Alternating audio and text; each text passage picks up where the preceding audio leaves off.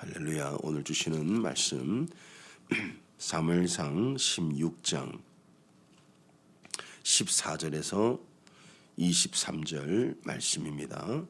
성령을 받으라 네 번째 시간입니다. 능력의 영.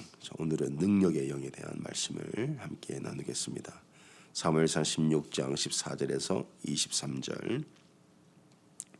사무엘상 16장 14절에서 23절입니다. 여호와의 영이 사울에게서 떠나고 여호와께서 부리시는 악령이 그를 번뇌하게 한지라. 사울의 신하들이 그에게 이르되 보소서 하나님께서 부리시는 악령이 왕을 번뇌하게 하온즉 원하건대 우리 주께서는 당신 앞에서 모시는 신하들에게 명령하여 수금을 잘 타는 사람을 구하게 하소서. 하나님께서 부리시는 악령이 왕에게 이를 때 그가 손으로 타면 왕이 나으시리다 하는지라. 사울이 신하에게 이르되 나를 위하여 잘 타는 사람을 구하여 내게로 데려오라 하니 소년 중 한 사람이 대답하여 이르되 내가 베들레헴 사람 이새의 아들을 본즉 수금을 탈 줄 알고 용기와 무용과 구변이 있는 준수한 자라 여호와께서 그와 함께 계시더이다 하더라. 사울이 이에 전령들을 이새에게 보내어 이르되 양치는 네 아들 다윗을 내게로 보내라 하매 이새가 떡과 한 가죽 부대에 포도주와 염소 새끼를 나귀에 실리고 그의 아들 다윗을 시켜 사울에게 보내니 다윗이 사울에게 이르러 그 앞에 모셔서매 사울이 그를 크게 사랑하여 자기의 무기를 드는 자로 삼고 또 사울이 이새에게 사람을 보내어 이르되 원하건대 다윗을 내 앞에 모셔 서게 하라. 그가 내게 은총을 얻었느니라 하니라. 하나님께서 부리시는 악령이 사울에게 이를 때 다윗이 수금을 들고 와서 손으로 탄즉 사울이 상쾌하여 낫고 악령이 그에게서 떠나더라. 아멘. 모든 일에는 때가 있습니다. 제가 이제 우리 코너스톤 교회를 섬기게 된 게 이제 13년째가 되는데 12년 동안은 주님께서 저를 준비시키시고 또 우리 교회를 준비시킨 기간이라고 생각을 합니다. 어느 날 이제 기도를 하는데 13년부터는 주님께서 새 일을 행하실 것이다. 그런 감동을 아주 크게 주셨어요. 제가 기도 가운데서 주님 새 일을 행하시려면은 제가 뭘 해야 됩니까? 우리 성도들도 그 삶 가운데 새 일이 일어나야 됩니다. 뭘 해야 됩니까? 네, 성령께서 가장 강력하게 주신 감동이 뭐냐면은 성령을 받아야 된다. 모든 성도들이 성령의 충만함을 받아야 한다. 그런 감동을 주셨습니다. 그래서 5월 저희가 첫째 주에 성령의 사람을 이제 모시게 되고 그 전에 21일 동안 성령에 대한 말씀을 가지고 지금 새벽 예배를 하는 것입니다. 첫째 날은 성령은 우리에게 생명을 주시는 생명의 영이라고 말씀을 나눴어요. 하나님의 영이 수면 위에 운행하셨다. 창세기 1장에서. 두 번째로 성령은 지혜의 영이다. 감옥에 갇혀있던 요셉에게 성령이 임하니까 지혜를 가지고 모든 꿈을 해석하고 애굽의 총리로서 그 땅에 하나님 나라가 임하게 했습니다. 또 우리가 어제 나눈 말씀은 이제 새 창조의 영이시다. 성령은 우리를 변화시키시는데 이제 병아리가 닭이 되게 하는 게 아니고 닭이 독수리가 되게 하는 새 창조, 그러한 변화의 영. 그리고 오늘 우리가 나눌 말씀이 이제 능력의 영, 능력의 영이라는 말씀을 우리가 나누게 될 겁니다. 어제 우리가 나눈 말씀이 이제 사울에게 성령이 임하니까 여호와의 영이죠. 변하여 새 사람이 됐죠. 근데 오늘 말씀을 보니까 사울이 다시 변했어요. 더 좋아진 게 아니고 성령을 받기 전보다 훨씬 더 안 좋게 변했습니다. 차라리 성령을 받지 말 것을, 차라리 왕의 기름 부으심을 받지 말 것을, 왕의 기름 부으심을 받고 성령을 받았지만 성령이 사울을 떠나면서부터 사울은 굉장히 괴로운 인생을 살 수밖에 없습니다. 사울이 이제 성령의 떠나심을 경험해요. 말씀을 보면 14절 여호와의 영이 사울에게서 떠났다. 떠났습니다. 그럼 제가 이렇게 여러분들께 질문하겠습니다. 성령이 우리를 떠나실까요? 예. 자, 사울에게서는 떠났잖아요. 근데 우리에게서 성령이 떠납니까? 먼저 말씀을 드리면 사울에게서 떠났습니다. 확실히 떠났어요. 공석이 됐어요. 빈자리가 발생한 겁니다. 성령이 계시다가 떠났어요. 이거 얼마나 괴로운가. 여러분 생각을 해보세요. 집에서 키우던 강아지도 품을 떠나면은 그 상실감과 허탈함과 그 깊은 슬픔이 있잖아요. 사울은 분명히 성령을 받아서 새 사람이 됐습니다. 우리 어제는 11장에서 말씀 나눴죠. 근데 떠났단 말이죠. 그 빈자리, 그 공석, 그 공허함, 그 두려움, 이런 것들이 사울을 엄습한 거예요. 자, 그러면 성령이 우리를 떠날 수 있냐? 자, 우리 감사하게도 우리는 신약에 속한 자입니다. 이게 얼마나 감사한지 몰라요, 여러분. 성경 읽다 보면은 성령이 나를 절대로 떠나지 않는다. 예수님이 고아와 같이 너희를 버려두지 않겠다 약속하셨거든요. 성령을 보낼 테니까 너희는 절대 이제 혼자가 아니다. 성령이 나와 영원토록 함께 하실 것이다 약속하셨어요. 그러면 구약과 신약의 차이가 뭐냐? 구약은 이 성령이 모든 육체에게 부어진 게 아니고 직분자에게만 일시적으로 성령이 임했습니다. 그러니까 성령은 직분에게 임한 거예요. 왕, 선지자, 제사장, 이런 직분자들, 레위인들에게 이제 고라의 자손들이나 그런 자들에게 이제 성령이 임해가지고 이제 성막을 짓기도 하고 성전 건축하기도 하고 지혜의 영이 막 부어졌잖아요. 왕이니까, 초대 왕이니까 하나님께서 성령을 부으신 거예요. 근데 우리는 어때요? 그러니까 성령이 그렇게 계시다가 떠나기도 했지만은 구약 시대 때는 신약에 속한 우리는 성령이 떠나지 않습니다. 어떻게 됩니까? 소멸되죠. 성령은 우리를 절대 떠나지 않지만은 소멸될 수는 있습니다. 그래서 데살로니가 전서에서 뭐라 그래요? 바울이 성령을 소멸치 말라 그래요. extinguish, 영어로 보면은 소멸될 수는 있습니다. 이게 무슨 뜻이냐? 여러분 캠파이어 같은 거, 여러분 바베큐 같은 거 하잖아요. 야외 나가서 이제 고기를 굽고 나면 차콜 같은 걸 굽지 않습니까? 장작 같은 걸 떼죠. 그러면 불이 막 타오를 때가 있어요. 불이 막 절정에 이를 때가 있어요. 가장 강력한 불이 임할 때가 있습니다. 그것을 우리가 성령 충만이라고 볼 수가 있어요. 시간이 지나고 기름을 계속 주지 않으면 어떻게 돼요? 땔감을 계속 공급해주고 기름을 계속 부어주면 그 불이 극도로 막 타오르죠. 근데 시간이 지나고 땔감이 떨어지고 기름을 부어주지 않으면은 불은 점점 소멸되다가 시간이 오래 지나고 다음날 아침 되면 어떻게 돼요? 불씨만 살아있죠. 그냥 허옇게 허연 불씨만 아주 미약하게 남아있다. 이게 이제 소멸된 상태입니다. 씨는 남아있어요. 그러면 이 불씨가 다시 타오르게 하려면 어떻게 해야 돼요? 기름을 계속 부어줘야 되는 거죠. 이런 원리예요. 그러니까 성령은 우리를 떠나지 않고 소멸시킬 수 있습니다. 그 근거가 뭐냐면은 우리가 성령을 받은 것이 나의 공로가 아니고 예수의 공로로 받은 거 아니에요? 예수의 공로는 흔들리지 않습니다. 예수의 공로는 사라지지 않아요. 그래서 성령은 우리를 떠나지 않습니다. 왜? 내 공로로 받은 게 아니기 때문에. 예수님의 공로로 성령이 임한 것이기 때문에, 믿음으로. 그래서 우리의 어떠함에 따라서 성령이 떠나진 않아요. 왜? 예수의 공로 때문에. 그러나 우리는 충분히 성령을 소멸시킬 수는 있다.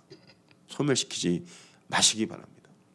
계속해서 성령의 기름을 공급받으셔야 돼요. 그러면 언제 성령이 소멸되냐 보면 순종하지 않을 때 성령은 소멸됩니다. 자, 이 사울을 보십시오. 왜 하나님의 영이 사울을 떠났습니까?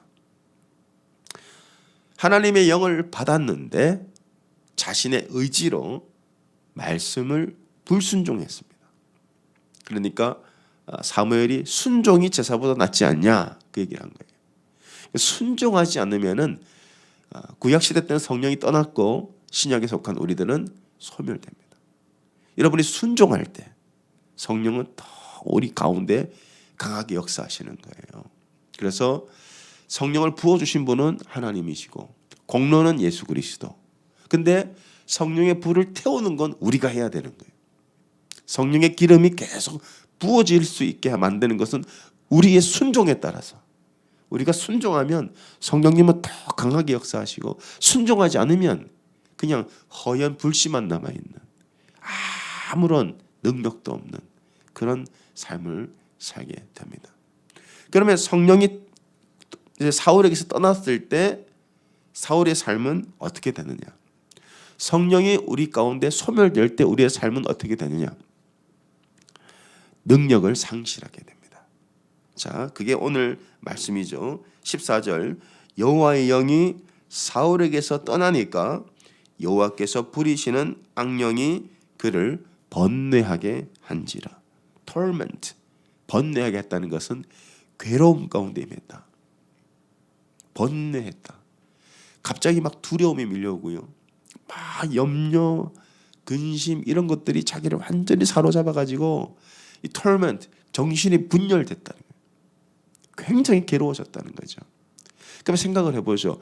왜 사울이 번뇌에 빠졌을까? 왜냐하면 자기에게 부어졌던 성령이 떠나면서 능력을 다 잃어버렸어요. 그러니까 불안한 거예요. 두려운 거예요. 초조한 거예요. 여러분, 성령이 우리 안에 부어질 때는 우리에게 약속하신 게 있습니다. 예수님께서 하늘로 승천하시면서 자, 뭐라고 약속을 하셨는지 사도행전 1장 8절 통해서 보겠습니다.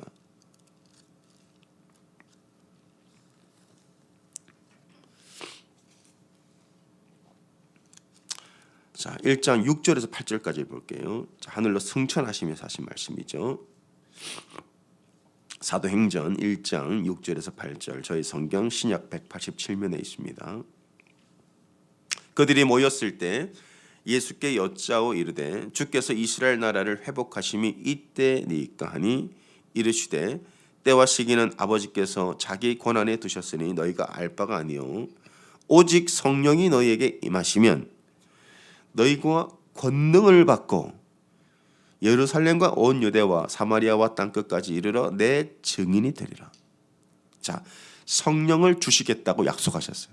오직 성령이 너에게 임하시면, 그러니까 예수님께서 하늘로 승천하신 다음에 제자들이 오순절에 마가의 다락방에서 모여 기도할 때 약속대로 성령을 받았습니다. 성령이 임하니까 그들에게 뭐가 임하죠? 권능이 임했어요. 권능. 성령님은 우리에게 능력을 베푸시는 분입니다. 그래서 영으로 사는 사람은 능력을 행하면서 살아요. 육으로 사는 사람은 이 능력이 없어요. 그러니까 여러분들이 안에 성령이 계시죠. 예수를 믿으면 예수님의 공로로 성령이 임합니다. 성령이 아니고서는 누구도 오늘 이 자리에 나오실 수가 없습니다. 이 새벽에 우리가 도대체 어떻게 무슨 능력에 이끌려서 다 남들이 잠자고 남들이 쉴 시간에 또 여러분 직장생활도 하시잖아요. 사업도 하시잖아요. 학교도 가잖아요. 남들 잘 시간에 왜 굳이 교회 나와서 예배드리고 기도하냐 이겁니다. 자, 우리가 나온 게 아니고 성령에 이끌려서 오신 거예요. 성령에 이끌려서. 그러면 성령이 왜 여러분을 이끌어서 이 새벽에 교회 예배당에 나와 기도하게 하냐? 권능을 주시기 위해서요. 여러분들에게 권능을 주시기 위해서. 자, 그러면 권능을 왜 주실까? 왜냐하면 자, 우리가 증인의 삶을 살아야 하기 때문에 그래요.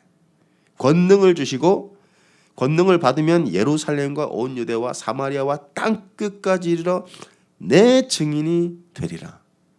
예수님의 증인된 삶. 즉 하나님 나라를 건설하고 이 땅에 하나님 나라를 이 땅에 이루어 가기 위한 증인으로 삼기 위해서 권능을 주십니다. 그 권능이 임하면 자, 어떤 역사가 일어날까요? 돌파가 일어나요. 이게 굉장히 중요한 말씀이에요. 돌파. 우리가 영으로 살면 돌파가 일어나는데 육으로 살면 어떻게 돼요? 육신의 한계에 계속 부딪혀요. 자, 우리가 죄 가운데 넘어질 때 보통 새로운 죄를 짓는 사람은 거의 없습니다. 어떤 죄를 짓습니까? 늘 지어왔던 죄를 다시 지어요. 대부분 그러실 거예요. 새로운 죄를 짓는 분들은 이제 거의 없으실 거예요. 어려서부터 축적되어 이 죄 가운데 빠지는데 내가 이 죄를 이겨보려고 엄청 애를 써요. 근데 성령 충만할 때는 그나마 이기는데 성령 충만 못 받고 성령이 소멸되면 그 죄 가운데 또 넘어지고 또 실패하고 넘어진 자리에 다시 넘어지고 거기서 뒹굴고 거기서 막 또 괴로워하고. 그게 왜 그렇습니까? 육체의 한계 때문에 그래요. 재정적인 부분도 마찬가지입니다. 내가 재정에 있어서 내가 늘 눌리는 거죠. 재정 때문에. 또 막 걱정, 근심, 염려. 애들 대학 보내야 되는데 어이구 나 무슨 돈으로 애들 대학 보내나. 뭐 그런 재정의 어떤 한계. 육신의 한계. 내가 하나님 앞에 나가려고 하는데 힘이 안 나. 힘이 안 나. 이 육신의 한계. 그런데 제자들도 다 한계 가운데 빠졌던 사람들입니다. 제자들조차도. 아니 예수님이 다음날 죽으신다는데 제자들은 1시간도 깨어 기도하지 못했어요. 육신의 한계. 눈이 막 감겨가지고 한계. 베드로는 내가 주와 함께 죽겠습니다고 했지만은 예수님 3번 부인하고 마지막 저주까지 해버리더라고요. 그게 우리 한계입니다. 내가 주를 위해 죽겠습니다. 주님과 함께 십자가 지겠습니다 하는데 십자가 앞에서 늘 고꾸라지죠. 십자가 못 지잖아요. 왜? 우리 한계 때문에 그래요. 자, 그런데 제자들이 권능을 받고 그 다음에 뭘 받습니까? 권능을 받고 나니까 돌파가 일어납니다. 모든 것에. 그러니까 사도 베드로가 설교를 하는데 이렇게 설교를 합니다. 자기 안에 성령이 부어져 버린 거예요. 그러면서 마가의 다락방에서 성령을 받고 나서 베드로가 견딜 수가 없어서 나가서 설교를 하는데요. 그 설교가 14절부터 2장 14절부터 써 있어요. 근데 베드로의 설교를 잘 한번 분석해 보세요. 제일 먼저 베드로가 뭘 간증하는지. 나에게 돌파가 일어났다. 언어의 돌파. 내가 복음을 전하지 못하던 이 언어가 이제 복음을 전하게 되고, 기도하지 못하던 내가 기도하게 되고, 사랑하지 못하던 내가 사랑하게 되는 돌파가 일어났다. 그러면서 이제 14절부터 베드로의 오순절 설교가 시작됩니다. 베드로의 오순절 설교 가운데 제일 먼저 인용하는 말씀이 바로 요엘 선지자의 말씀입니다. 자, 보세요. 2장 14절. 베드로가 11사도와 함께 서서 소리를 높여 이르되 유대인들과 예루살렘에 사는 모든 사람들아 이 일을 너희로 알게 할 것이니 내 말에 귀를 기울이라. 때가 제3시니 너희 생각과 같이 사람들이 취한 것이 아니라 이는 곧 선지자 요엘을 통하여 말씀하신 것이니 일러스되. 선지자 요엘의 예언이 우리에게 이루어졌다는 거죠. 그 선지자 요엘의 예언이 뭡니까? 돌파가 일어날 것이다. 17절. 하나님이 말씀하시기를 말세에 내가 내 영을 누구에게 부어줘요? 모든 육체에게. 그러니까 구약에서는 왕, 선지자, 제사장, 사사, 구원자 그들에게 일시적으로 부어졌던 성령이 이제는 예수 그리스도의 공로로 모든 육체에 부어 주신다. 굉장히 중요한 말씀. 우리의 영이 육체를 이기게 한다. 육체에 부어주신다는 거예요. 이 죄 많은 육체에 부어주신다. 우리 육체가요 얼마나 연약합니까? 얼마나 죄가 많습니까? 근데 이 육체에 어떻게 부어주셨어요? 예수님의 육체에 모든 하나님의 저주가 우리의 모든 죄가 그 예수의 육체에 부어졌기 때문에 성령이 이제 우리 육체에 임하는 거예요. 이게 예수의 공로로 우리에게 성령이 임한다는 가장 강력한 증거입니다.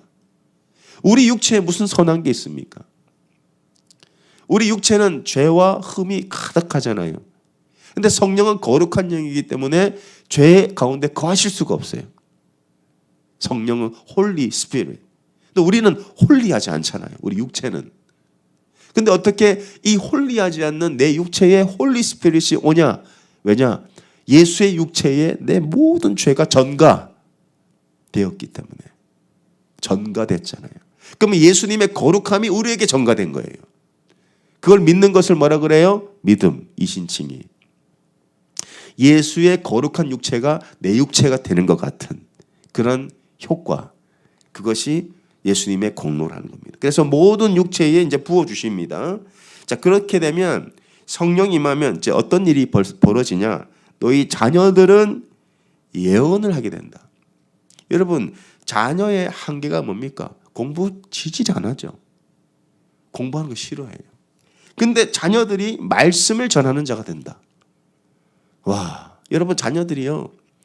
우리 아이도 보면 한 달에 한 번 정도는 어른들하고 같이 예배를 드리는 날이 있거든요. 그러면 몸 또아리를 틀면서 화장실 막 왔다 갔다 하고 앉아있질 못해요. 왜? 아직 성령 충만 못 받은 거야. 근데 자녀들이, 어린아이들이, 보세요. 자녀들이 성령 충만을 받으면은 예언을 한다. 예배 가운데 앉아있는 것뿐만 아니라 하나님 말씀을 전한다는. 너희 젊은이들은 환상을 본다. 이 환상이라는 것이 비전이거든요. 비전. 젊은이들은 비전을 갖게 된다는 거예요. 오늘날 젊은이들이 얼마나 안타깝습니까? 어려서부터 그냥 학원을 막 여기저기 뺑뺑이 다니고 맨날 비교하고 비교당하고, 쟤는 S대 갔는데 Y대 간 것만 해도 대단한 건데 너는 왜 Y대까지 밖에 못 가냐? 서울에 있는 대학만 가도 대단한 거 아닙니까? 근데 너는 왜 옆집 철수는 Y대 간데 너는 여기 가? 아니 너 지방대 가? 늘 비교당하고, 그러니까 꿈이 없어요. 비전이 없는 거예요. 그러니까 한때는 한국이 젊은이들의 비전이 뭐냐 보니까 공무원들, 물론 공무원 좋습니다. 근데 그냥 안정적인 삶, 안정적인 직장. 하나님께서는 6대주 대서양을 다 주셨는데, 온 세계를 품으라고 주셨는데 비전이 없는 거예요. 비전이. 날 뭘 할 수 있을까? 전공을 이걸 해볼까? 하다가 어려우니까 저걸 해볼까? 그러면서 뺑뺑 도는 거죠. 왜? 성령 충만을 받지 못하니까 자신감이 없어요. 자신감이. 여러분 성령 충만 받으면요 자신감이 생깁니다. 그 자신감의 근원이 뭡니까? 내 안에 하나님이 계시는데 내가 뭘 두려워하리요? 이거거든요. 내 안에 하나님이 계시는데 내가 뭘 하지 못하겠냐? 저는 처음에 예수를 믿고 나서 너무너무 좋았습니다.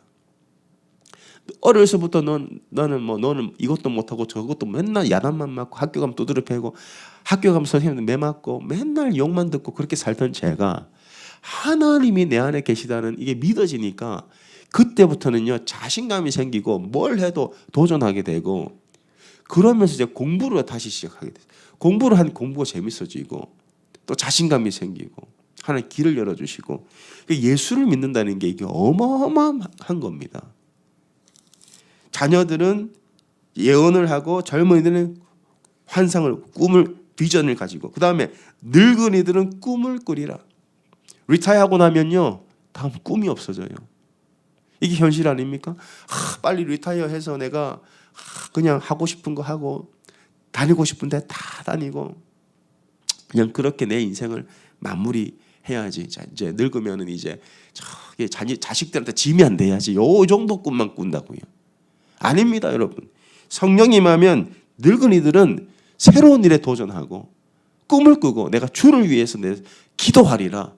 예수님 다시 오실 때까지 내가 교회를 세우리라, 섬기리라 하면서 꿈을 가지게 된다. 자, 그러면 이게 다 뭐예요? 돌파죠. 자녀들은 말씀을 전하는 돌파. 믿음의 돌파가 일어나고, 젊은이들은 꿈을 가지고 환상을 보고 돌파. 늙은이들도 돌파가 일어난다. 그때 내가 18절 보겠습니다. 내 영을 내 남종과 여종들에게 부어주리니 차별이 없다는 뜻이에요. 남자든 여자든 차별이 없다. 모든 사람들에게 내 영을 부어준다. 그들이 예언하고, 또 19절 내가 위로 하늘에서 기사를, 아래로는 땅에서는 징조를 베푼다. 자, 누구를 통해 하십니까? 기사와 징조가 누구를 통해요? 그 남종과 여종들을 통해서 평범한 사람들 통해 이루신다는 뜻이에요. 평범한 사람. 여러분, 이 성령의 권능은 특별한 사람에게 임하는 게 아니에요. 요엘의 약속을 보십시오. 남종과 여종들 모든 육체라 그랬잖아요. 근데 왜 그 특별한 사람들만 귀신 쫓고 병 고치고 한다고 생각을 합니까? 왜 나는 못한다고 생각을 합니까? 그게 믿음의 문제라는 거예요. 믿음의 문제. 예수님은 우리에게 권세를 주셨습니다. 하늘의 권세, 땅의 권세. 누구든지 나를 믿는 자는 내가 하는 일을 그들도 할 것이다. 요한복음 14장 12절이죠. 그리고 그 일을 성령이 이루시겠다고 하셨어요. 누구를 통해? 모든 육체를 통해. 모든 육체, 남종과 여종을 통해 하늘의 기사와 땅의 징조를 베풀겠다. 피와 불과 연기로다. 20절 주의 크고 영화로운 날이 이르기 전에 해가 변하여 어두워지고 달이 변하여 피가 되리라. 무슨 말입니까? 새로운 세대가 일어날 것이다. 새로운 세대. 한 번도 경험하지 못했던 새로운 시대, 새로운 세대가 일어나게 될 것이다. 그게 요엘 선지자의 예언이고, 그 예언이 이 평범한 제자들, 어부들 아닙니까? 평범한 사람들, 그들에게 임해버린 거예요. 그러니까 새로운 역사가 나타난 겁니다. 자, 여러분, 우리가 성령을 받으셔야 됩니다. 성령 충만을 받으셔야 됩니다. 이미 여러분의 씨가 있습니다. 불씨가 살아 있습니다. 누구도 꺼트릴 수 없어요. 왜냐? 그 불씨는 내 공로가 아니라 내 육체에 부어진 성령은 예수님의 육체에 내 죄가 쏟아졌기 때문에 예수의 공로로 부어진 성령이기 때문에 그래요. 불씨는 다 살아 있어요.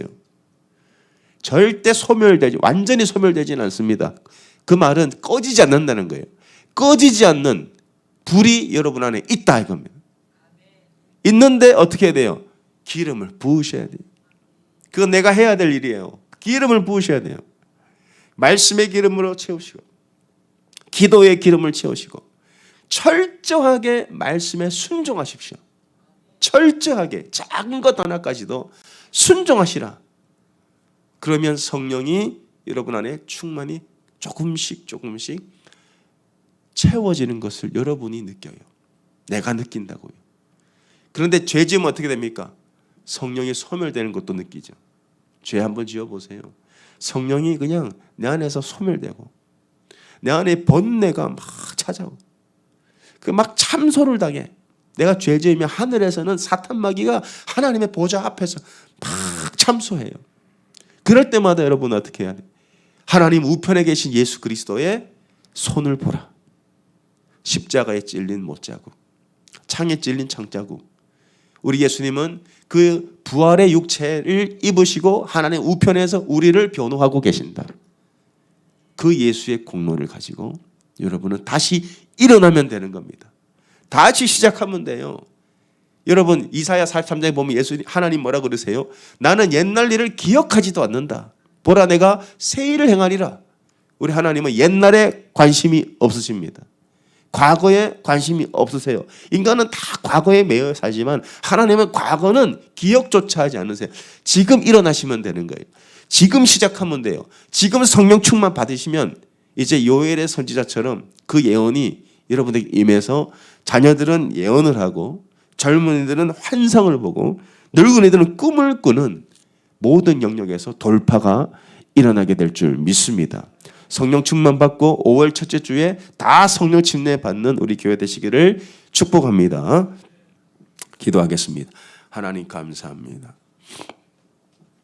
우리에게 성령이 임하게 하시니 감사합니다. 오 주님 감사합니다. 주님을 찬양합니다. 어째 이 육체에 이 더럽고 오염된 죄 많은 육체에 어찌 성령이 임합니까? 왜냐? 예수의 육체에 내 모든 죄가 다 쏟아졌고 믿음으로 전가되었기 때문에 이제 예수님의 거룩함을 내가 전가받아서 이 안에 성령이 계시고 그래서 우리를 성전이라 부르시니 주님 감사합니다. 이제 하나님 이 불씨에 성령의 기름을 부어주셔서 더 타오르게 하여 주시고 돌파가 일어나게 하여 주시옵소서. 우리 자녀들은 예언을 하게 하여 주시고 젊은이들은 환상, 비전을 갖게 하여 주시고 늙은이들 꿈을 꾸고 하나님 우리 인생을 주님 앞에 드릴 수 있는 성령 충만한 자들이 이곳에 모이게 하여 주시옵소서. 우리 주여 한번 부르짖고 간절히 기도하겠습니다. 주여, 주여, 이곳에 성령이 임하게 하여 주시옵소서. 주여, 이곳에 성령의 기름을 부어 주시옵소서. 성령의 불이 임하게 하여 주시옵소서. 성령의 불이 하나님 우리를 소멸하는 불이 아니라 우리를 살리는 불이신 그 성령의 불이 모든 주의 백성들에게 임하게 하여 주시옵소서. 임할지어다, 임할지어다. 성령을 부어 주시옵소서. 생명의 영이신 성령이시여, 오 수면 가운데 운행하셨던 생명의 영이시여, 오 아버지 하나님 감사합니다. 요셉과 같은 평범한 자에게 지혜를 부어주셨던 지혜의 영이 우리에게 임할지어다. 아버지 우리를 새롭게 변화시키는 사울과 같은 사람도 변하여 새 사람이 되리라. 새 창조가 일어나는 그 성령, 우리에게 권능을 주시는 그 성령이 주님의 백성들에게 임하게 하여 주시옵소서. 그래서 하나님 우리의 한계를 돌파할 수 있는 돌파의 역사가 일어나게 하여 주시옵소서. 우리 자녀들은 예배자가 될 것이고, 자녀들은 예언할 것이고, 젊은이들은 아버지 비전을 갖게 될 것입니다. 환상을 볼 것입니다. 비전을 갖게 될 것이고, 늙은이들 꿈을 꾸리라. 새 일을 꿈꾸는 아버지 그 세대들이, 젊은 세대들, 어린아이들과 아버지 늙은이들 모든 세대들이 일어나서 하나님 돌파가 일어나고 해가 변하여 달이 피가 되는 새로운 세대가 일어날 줄 믿습니다. 주님 역사하여 주시옵소서. 성령을 부어주셔서 하나님 어둠의 영이 떠나가게 하여 주시옵소서. 우리의 모든 죄책감과 우리의 수치심에서 우리를 건지시고 새 일을 행하시는 놀라운 하나님의 역사를 모든 주의 백성들이 경험할 수 있도록 축복하여 주시옵소서.